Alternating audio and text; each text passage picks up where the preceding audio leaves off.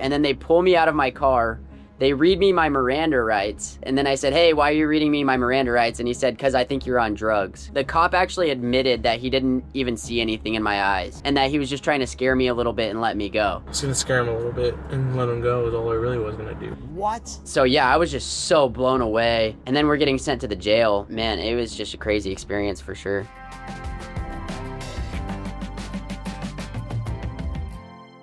What is up, everybody? Mark Breyer, the husband wife law team. Another episode of the Salem Bricks trials. Wait, what? That's right. We're talking about everything going on with Bricks and Minifigs. And today, this is our first at the husband wife law team, an exclusive breaking interview. That's true. They didn't know it was coming. We have an exclusive interview with Tyler Shaw, the man you saw repeatedly in the redacted and unredacted footage that the police finally kind of sort of gave out that we now all have. And I'm about to talk to him now really quickly. People are calling all the time going, what if I just have a legal question? I have a legal question. What if I see this number right here? Go ahead and call that number. Why? We'll answer your questions, or many times we'll go, that's not what we do, or we can't help you, or we know a number. Feel free to call us if you have any questions. If you have not subscribed, join our growing community. We're gonna break records out here as we break some things down. Now, let's not wait anymore. Let's get into this interview. What is up, Tyler? I cannot wait to ask you questions. What a crazy journey you've been on over this whole thing. And you live in Utah, making it even crazier. All right, let me do the basics. Okay, how the hell did you even end up in this drama?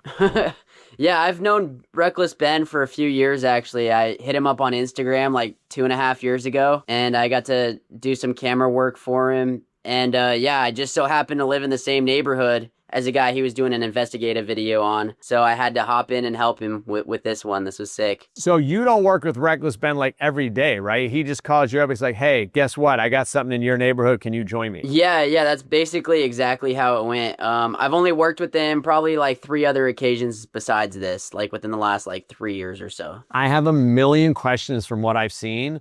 A million more from what I haven't. But let me start with this, right? When Ben first reaches out to you, I assume you think this is going to be like a couple hours, not counting the editing and everything else, but not like more than a day thing. So tell me, what did you think you were going to do at first? The original plan was, well, he told me all about Lego Part 1. He showed me like the rough draft and was like, basically these guys just shut down their store, but they live in your neighborhood. So he had like plans to come serve papers, legal papers, a bunch of other things just for content as well. But I did not think that it would go as far as it did, for sure, as far as like the police getting involved. And yeah, I mean, everything just boggled my mind for sure. All right, so let's start going through some of this stuff. So by the way, I assume you call Ben, or does everyone call him Recklessben? Because I don't want to insult the man as I talk about this.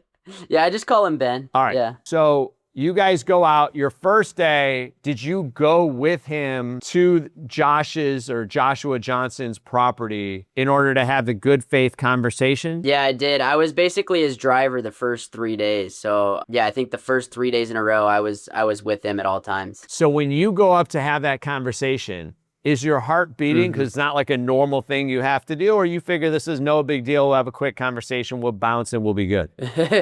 Well, when we first drove up, he was like, I mean, he just didn't look like a happy guy. So for sure, I was a little nervous for Ben, but I didn't know him. So I was pretty calm as far as myself goes. Does he go, I'm calling the cops now, or like, how did it unfold that very first? Because we're about to get into some really unusual dealings you had with the police. How did you even know the police were about to get involved? We honestly didn't know until we actually saw cop cars pull up to his house. So we were just sitting outside his house waiting for him to get off the phone because he was on the phone with somebody. And then while he was on the phone with somebody, cops are just pulling up. I think it was like 3 or 4 cop cars. And then we got confused. Josh Johnson ended up coming to our car and taking pictures of our license plate. So we for sure knew that he believed it was Ben.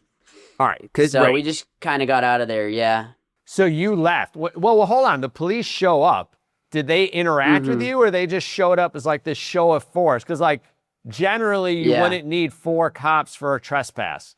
And which, by the way, arguably is not a trespass because you were legally required to be there. But let's say he withdraws consent, which he didn't tell you. Generally, you don't need 4 cops showing up. So do they interact with you guys, or you just jump in the car and bounce? Why are the police at his house? Oh, there's another one, dude. 2 cop cars. 3 cop cars? Oh my gosh. Cop cars. Why is there 3 cop cars at his house? Yeah, so they pull up to the house, we drive away, but one of the cars starts following us. And it followed us for a couple blocks, and then eventually I got pulled over for an alleged stop sign I saw violation. that. I love the alleged stop sign thing because, first of all, I didn't realize that you were being followed from Josh Johnson's house with the cop behind you. So you knew you're being followed. So there's almost no way you're rolling through a stop sign. Yeah, exactly. Officer Tonga said you're involved in some other incident that he's got to talk to you about. Interesting. So now you get pulled over, and I saw some of the craziness, but if you were gonna sum up the beginning of that interaction with the police, did you know immediately, like in your gut, something's not right? Or you were like, no big deal, he's gonna try to, like, what are you thinking when this whole thing starts? So I knew I didn't commit, like, any violations as far as, like, traffic violations go. So I was pretty, like, 100% certain that they knew Ben was in the car. So who's Ben? Me? Ben? How's Utah? It's good. Like it? And that they were going to try to, like, trespass us from his property, even though we didn't really do anything to Josh Johnson. But even just being there, I guess, was scary enough for him to call cops and have them come swarm us. I figured, I think the police are probably just going to trespass us from the property. Everybody today is being trespassed from that property. Okay. I definitely knew that they didn't actually pull me over for the stop sign. I mean, part of the crazy thing about the so-called trespass, Recklessben has a legal requirement to go have a conversation. We were forced to go home without having this good faith conversation the court requires us to have. So you have the right to walk up to someone's door to have a conversation you're required by the court system to have. So the idea of trespass, at least as you first approach the door, is kind of dubious, right? Like, we're actually... I already filed a lawsuit. I didn't want to be here. I'm required to be here. Yeah, this is what the court requires us to do. If we want to take them to court, we have to serve them. So that's kind of like a strange part to this whole thing about the whole you got trespassed. But okay, fine. So he goes, it's my house. I withdraw consent, even though I'm not going to tell you. But you start going, did he call because he actually was concerned? Or does he have a relationship with the police of some sort? And I don't know the answer, but it is very interesting what happened next, right? First of all, is it one officer or didn't he call another officer to the scene when they pulled you over? Yeah, so Officer Richardson is the one that pulled me over. The cops are following us. What the heck? That's so crazy, dude. Obey every traffic law. He's got his lights on. Oh, shoot. He's pulling us over. My name's Officer Richardson with American Police. The reason I stopped you is the stop sign. You didn't stop. And then Tonga came to talk to us like 5 minutes into the stop. And they basically told me, like, you're good on the stop sign, but you're involved in another incident, so we have to talk to you. Officer Tonga said you're involved in some other incident that he's got to talk to you about. So that's when another cop came in and talked to us.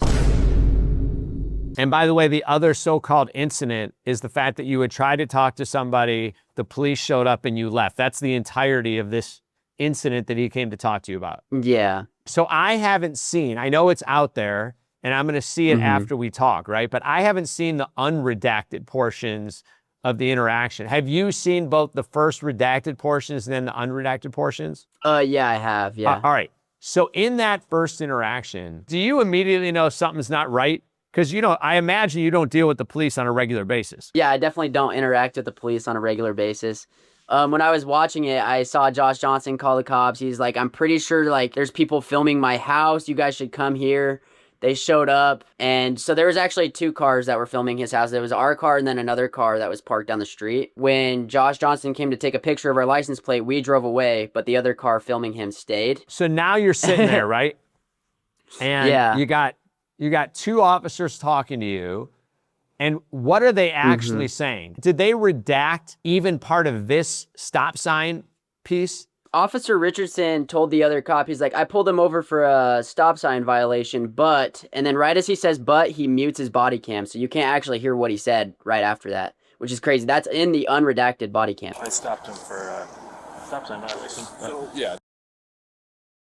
People are going to come at me on this and go, so, Mark is anti-cop. You can't come at me with that anti-cop nonsense because I'm not against the police. I'm against police that do what they're not supposed to do, because one of the reasons we hold police up and put them on a pedestal in many cases is because they have a lot of power and they're supposed to keep us safe. You should have no reason to mute your body cam when talking to another officer about a freaking stop sign allegation. Like, what are you muting? So he literally mutes himself because he knows what he's about to say is something he doesn't want to be heard. Yeah. And of course, you have no idea that's going on at that because just you and Ben are just chilling in the car waiting for them to come back. Yeah, exactly. Exactly. So when you finally get this, you know, the unredacted body cam, what is your reaction when you see he's about to say something that he doesn't want anyone to know? That happened multiple times throughout all the unredacted body cam where they're just muting their body cam when it has nothing to do with the victim. It has nothing to do with any of that. And it definitely is irritating for sure. I don't think people recognize, you probably now can feel this, the importance of open public records. These body cameras are being worn. It's not just to protect the public, it protects police from wrongful allegations. I'm gonna have a discussion with this officer. What the man made you do is just go on that little pot of land right there. Perfect, right there is fine. You're fine, you're fine. So when you're muting yourself on body camera, unless there's some really, really strong reason, and by the way, there's almost never that reason because the public entity, like let's say there's a minor involved, they can take it out. What happens in that very first stop? So when I watched the unredacted, the other cop said, hey, try to get a traffic stop on them. See if you can get a stop on it. And so that's when Officer Richardson pulls me over. When you watch the unredacted, you see that I didn't commit a traffic violation, but the cops are like pressuring Officer Richardson to, hey, try to find a reason for him to get pulled over. You know, there's a word for that. It's corruption. Like, yeah, exactly. You gotta be kidding me. Go find something these people did wrong, whether they do it wrong or not. So you either have a right to talk to me as a citizen, as an officer to me as a citizen, or you don't have that right. If you have to conspire to make up something because you have no right to talk to me, it's like infuriating to watch. Of course, for you, you didn't know it at the time. Well, I guess you did, because you knew you hadn't run the stop sign. Yeah, exactly, yeah. So was there anything else that had been redacted? Which, by the way, I'm not saying when the police redact something that they shouldn't at stop sign, it means they know they did wrong. I'm just saying it sure looks like they knew they did something wrong, right? Yeah, for sure. What else was redacted in that first stop? I don't believe anything else was really redacted. And if it was, I think me and Ben got pretty much the whole conversation between us on video, like between Ben and I and the police officers. I know you for a living, or at least part of what you do for a living is you're out there filming things, but usually there's not a badge and a gun staring at you. So I know it's a little bit off topic, but I'm just curious for you as just a regular person. When you get home that day, are you like adrenaline high, now you're crashing, you're exhausted, or was it, hey, that's just part of my job? Yeah, it's not very often where I'm dealing with police. So yeah, it's like that was scary. What are we gonna do next? And it was more of like how the heck are we gonna serve Josh papers and try to have a good conversation with them? I don't know. It was definitely nerves for sure. All right. So was it the very next day? Because it's the next day, I think, and this is where there was a ton of redaction, but it's the next day where you're like, and I'm paraphrasing, officer, I don't do drugs. I've never done drugs. And they're like, well, yeah, you have. So was it the very next day with the whole heroin BS allegation and car search? Yeah, it was. So the next day, now you're trying to actually serve papers. Is that the next day? So the next day was the Mormon boy, and then the day after is serving papers. Got it. So the next day, right, you're going out, because Ben still has to have this conversation. Yeah, for sure. Right. So now you're going out there, and now you get pulled over for alleged heroin in the car, right? Yeah. All right. Now I got a question for you. You lived it. You've seen the redacted and the unredacted video. What is your understanding of the basis for the allegation of heroin in your car? Yeah, they actually never said the word heroin, but they did say narcotics a lot. This officer is going to conduct the search of your person because there are substances in the vehicle. That's one, I guess, misconception that was said in the video, but I guess like in real life, it's just narcotics. Obviously, I've never done drugs in my entire life. And when they pulled me over, I was like, what the heck? I 100% didn't commit a traffic violation this time. We haven't done any illegal anything. We haven't broken any laws. And so I'm just like, all right, I guess they found another stupid reason to pull me over, and then they pull me out of my car.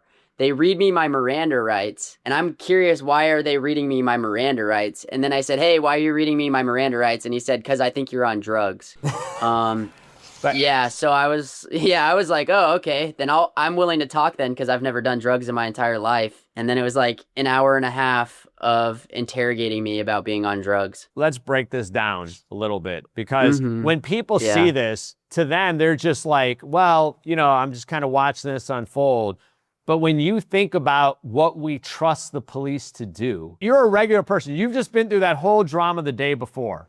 This is the moment of your life that you're like, I am not going to speed by a mile an hour over. I am not going to. Exactly. I'm going to use every turn signal. I'm stopping for 12 seconds. No one's alleging anything against me. They pull you over again without a basis that you know of, right? Yeah, exactly. And since you've never done narcotics or drugs in your life, when they say that that you're on drugs, they didn't get it from you. They didn't get it from Ben. They've never turned over a 911 audio. They've never turned over someone on the street. To this point, with everything that's been requested, what's been given, redacted and unredacted, you're not aware of any basis they can have for probable cause to read you your rights, to pull you out of your car, to detain you, and to claim there's drugs. Yeah, when we watched the unredacted body cam footage, the cop actually admitted that he didn't even see anything in my eyes. I didn't see anything clear as day with Tyler that I noticed. And that he was just trying to scare me a little bit and let me go.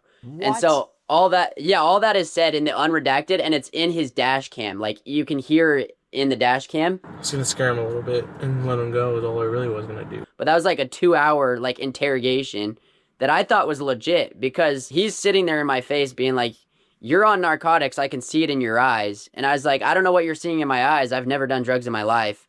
And then it's just him going back and forth like, yes you are, me saying, no, I'm not on drugs. And it was like almost 2 hours. The reason I'm talking to you is because I noticed some things. Alright. So 4 hours of sleep is basically it. So usually in dark light situations, or at least when light is shined on them, they'll constrict to be like a peep. I understand that. I don't see what you're seeing too, because obviously they're my eyes. Yeah, right. You don't expect it, right? But that's what I'm trying to figure out. We celebrate police in this country when they do things right. Saying, I just wanted to scare you. What are you scaring me for? You're scaring me because I tried to follow a court order to have a good faith conversation. So you think you have the right to scare me for a crime you know I didn't commit, including stopping me, detaining me, pulling me out of my car, reading me my Miranda warnings, accusing me of a crime you know I did not commit, so that you can scare me. So he basically concedes all that. Yeah, exactly. Let me ask you something. With all that happening, you've seen the police chief come out and give their whole explanation of how they did, basically their explanation of what they did and how they didn't do anything wrong. I assume you've seen that. Yeah. All right. Are you aware of a single thing that's happened to these officers for turning off their body cam, admitting they be encouraging other people to pull you over for things you didn't do, another officer admitting he knew you were on drugs, but retaining you to scare you after reading your Miranda warnings for a crime he knew you did not commit? Are you aware of any officer that's even been given a memo to their file saying this is not the way police officers act in this country? No. I was actually at the police department like a few days ago. Right. And the officer that accused me of drugs and all that, he still has his job. Like, he's still in there working as of like a couple days ago. And I have no idea what happened to any of the other ones. Absolutely nothing. As far as I'm aware, they all have their jobs still. Have you received anything from anyone at the police department apologizing to you for what happened? Nothing, no. Anything suggesting that there will be a thorough investigation, because we see on this camera that one officer encouraged another officer to find you for pull you over for a traffic violation you didn't commit? Yeah, nothing. When I was first watching your video, or the video we're talking about on the second day, the officer shining a light in your eyes, it goes, I see your eyes reacting. Your eyes, for example, right? There's a constriction, which is dilated, and then Do you notice it? There are DRE, drug recognition experts, but you can shine a flashlight into the eyes of 100 people, and regardless of, not being on drugs, their pupils are going to react to the light being shined in their eyes. Yeah. That is not a sign of drugs. The other thing that really bothers me, by the way, is even if, and I'm not saying Josh Johnson, because I have no idea, but let's just make up that somebody called the police and said there's narcotics in their car. Now, we don't even know the basis for that. That's not probable cause. Otherwise, I could call the police on everyone I don't like and go, I think they have narcotics, and the police could pull them over. The police need probable cause. They brought the dogs out to search the car, right? Yeah, they did. Yeah. So you're sitting there that whole time. Are you freaking out, or you're pretty much just like, dude, this is ridiculous. You're not finding drugs in my car? Exactly. I thought, this is ridiculous. There's no way they actually think I'm on drugs. I definitely thought in my head, this is probably a scare tactic, because there's 0% chance they actually see drugs in my eyes like they're claiming to. That's why I asked the other officers, like, hey, do you see it? Like, do you see it? Like, there's no way. So I'm just sitting there pretty calm, actually, like pretty much knowing that, oh, I'm going to get out of this. Then they have you blow, right? Into the breathalyzer. Yeah. Now, so here's the funniest thing about that.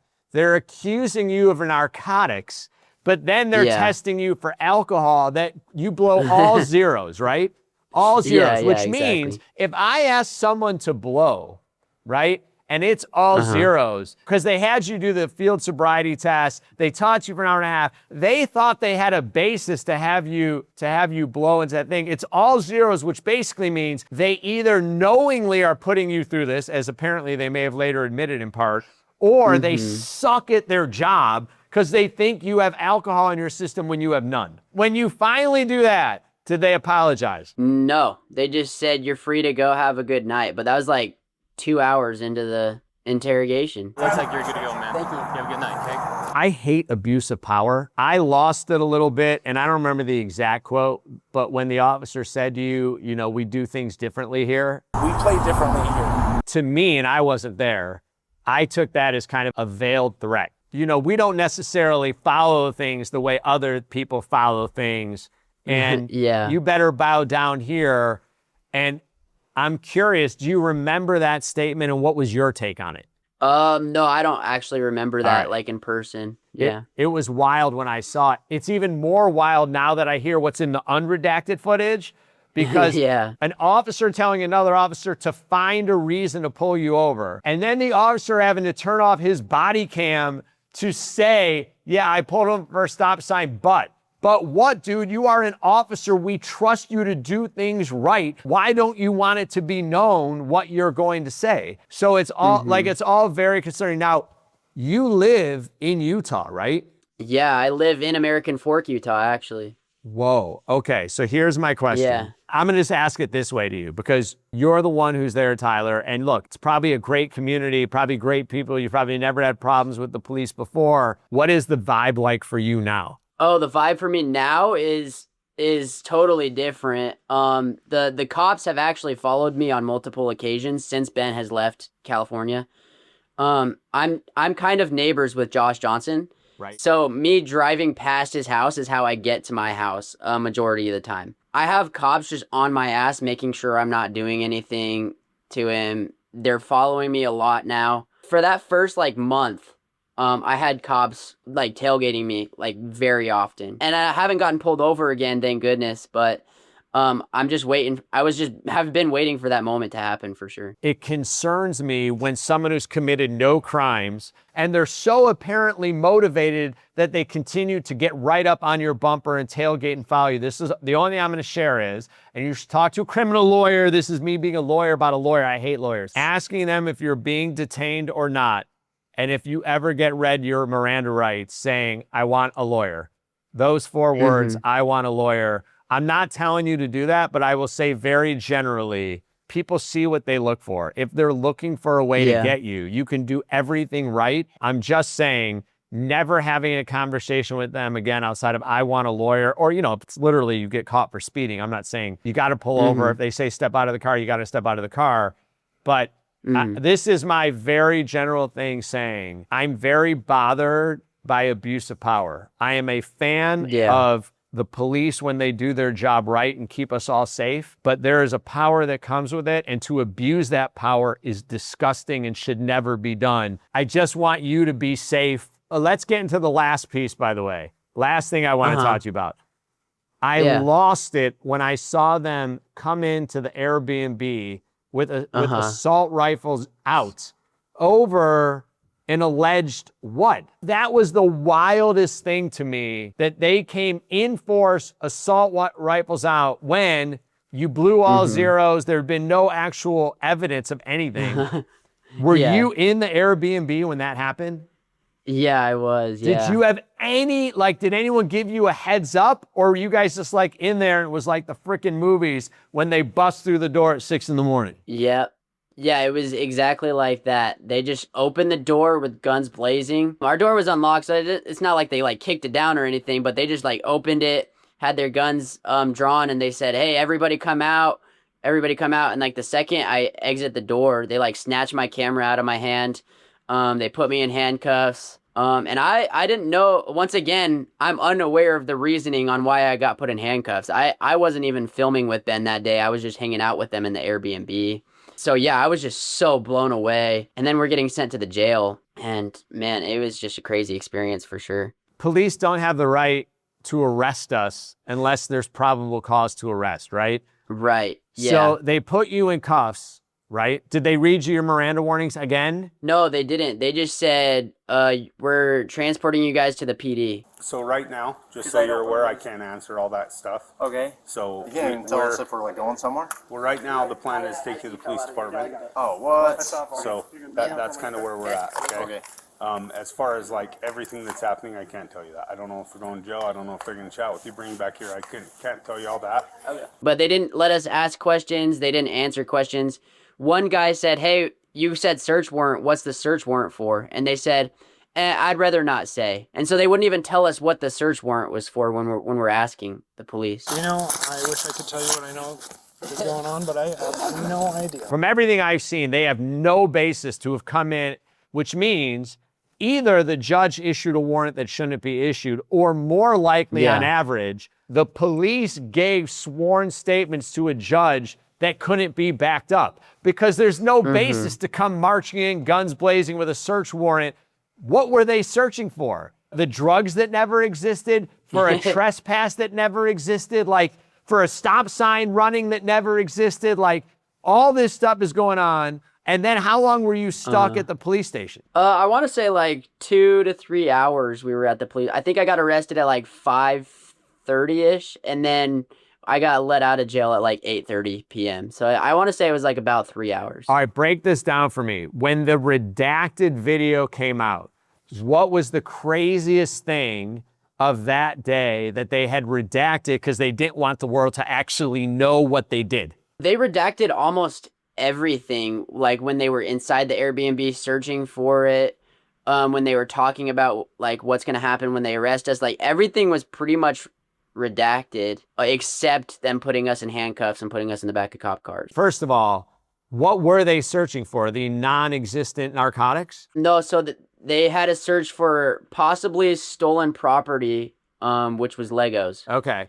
Oh, yeah, I remember that. I remember that. All right. So they have a search warrant for Legos.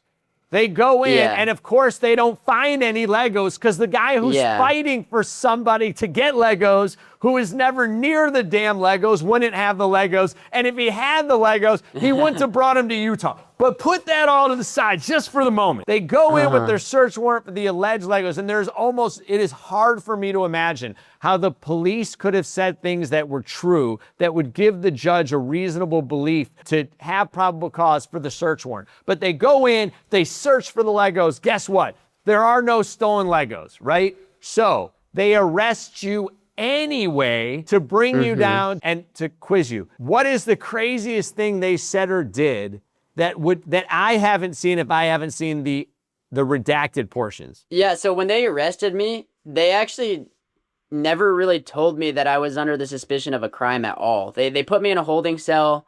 They said, "We're going to have a detective come talk to you." And then when the detective talked to me, he didn't even talk to me about a possible crime that I committed. He's trying to get me to say, "How do you know Ben? What has Ben been doing?" Like, he's trying to get me to like snitch on Ben. for probably 30 minutes straight of the interrogator just trying to get me to snitch on Ben for a possible crime that he committed. I'm Detective Nikosha. I'm just trying to figure out what's going on with everything, right? Yeah.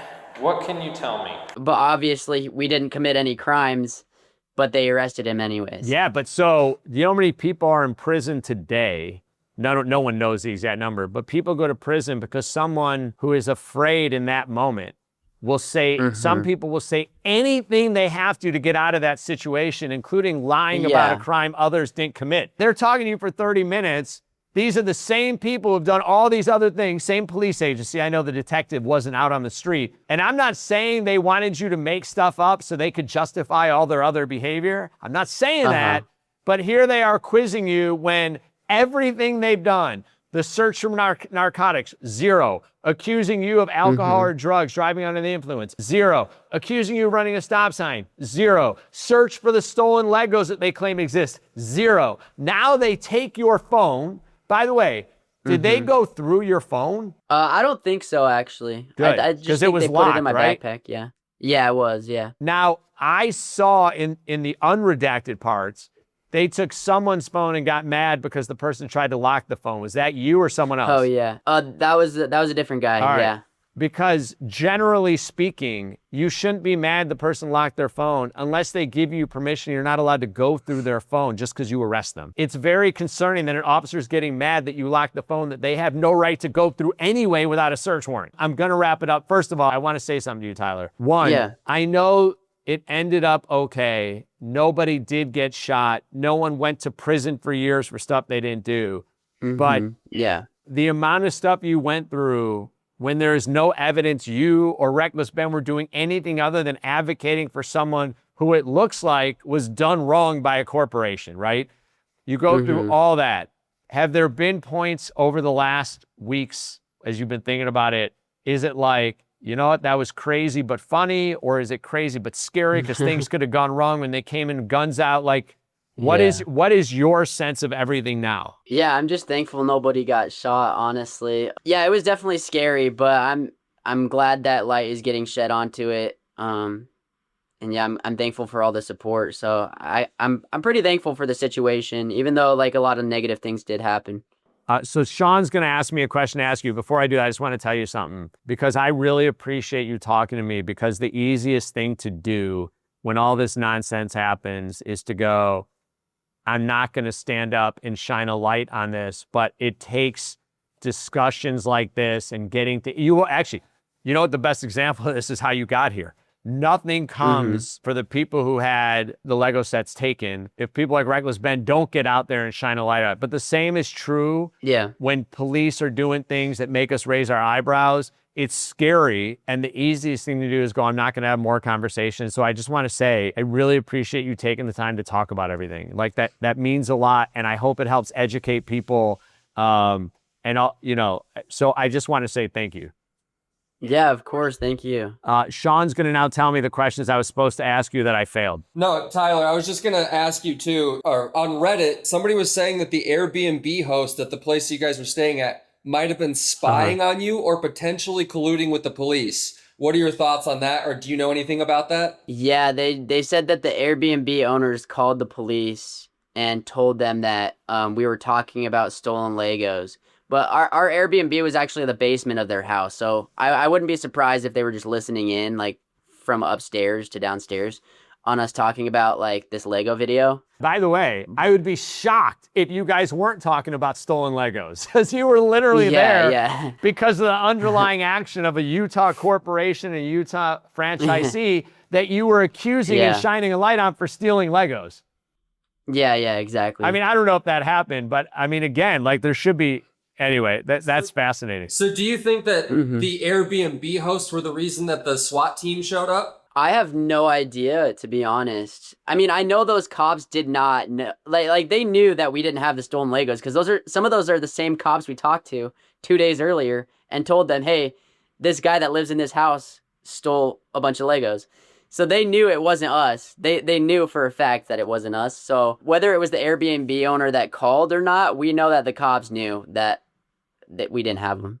Okay, and then I just have one more question too. So I saw a community like hearing for somebody that raised their concern about the American Fork Police Department at a some sort of meeting for the town, like a town hall meeting. I am not proud of my police department officers.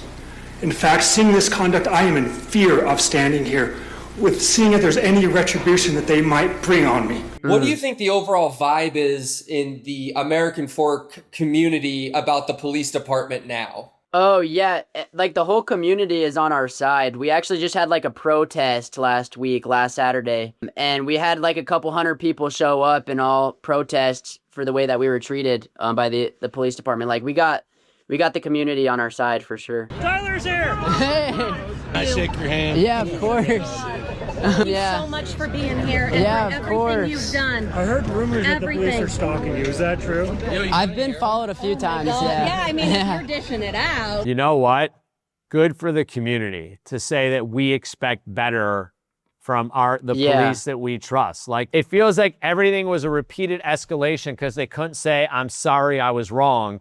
And of course, because they started by doing things that it looks like from what we've seen. And of course, we can't know because they purposely turned off, the recording of what they were saying. But it sure gives the sense of they knew they weren't doing right and they did it anyway. But when the community stands up, better things happen. So hopefully that'll come out. Hopefully something good will come out of this that protect the community and allow all the, the good officers who do things the right way, to be surrounded by others who are held accountable and, better things happen for the people in the community. Yeah. All right, Tyler, that was huge of you. Thank you so much for giving us that time. This is just such a crazy story. And I was like, literally the first day that Ben dropped his first video, I told Mark, I was like, we got to cover this. This is crazy. I was like, we got to find some way to help these guys out. So we eventually got around to it. And yeah, it's such a crazy story. And we're very appreciative that you took your time out of your day to do this.